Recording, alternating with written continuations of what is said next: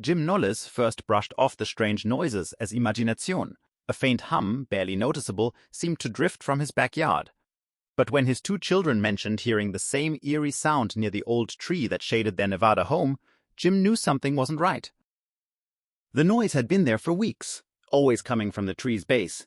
Curious and uneasy, Jim pressed his ear against the trunk and heard it clearly, a steady, unnatural vibration. At dinner, he told his wife Sarah, even she looked worried.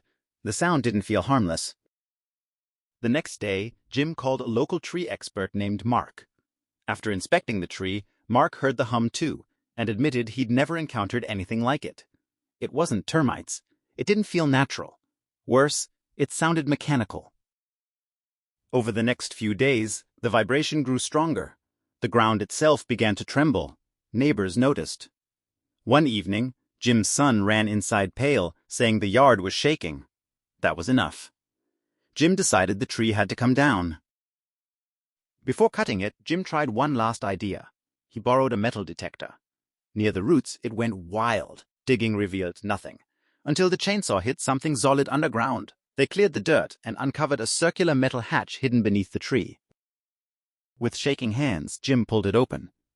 Below was a tunnel descending deep into the earth. Jim called two old army friends, Greg and Sam. Together they climbed down. The tunnel walls were carved stone, etched with strange symbols. The hum grew louder as they entered a massive underground chamber filled with dormant machinery, cables, and blinking panels. It looked like government technology, advanced, secret, and powerful. Authorities arrived within hours. Soldiers sealed the hatch, fenced the property, and forced the Knowles family to leave. No explanations, no questions allowed. But Jim couldn't let it go. Days later, under cover of darkness, Jim and his friends returned. They slipped past the fence and reopened the hatch. This time, the facility was alive. Machines running, soldiers everywhere, a massive generator pulsing at the center. An alarm sounded. They ran. Barely escaping the tunnels, they fled as soldiers swarmed the yard. Soon after, the government relocated Jim's family to a new home and warned him never to return. But even in the quiet of his new house, Jim could still hear it, the hum beneath the earth. Whatever was buried under that tree wasn't finished. And it was still alive.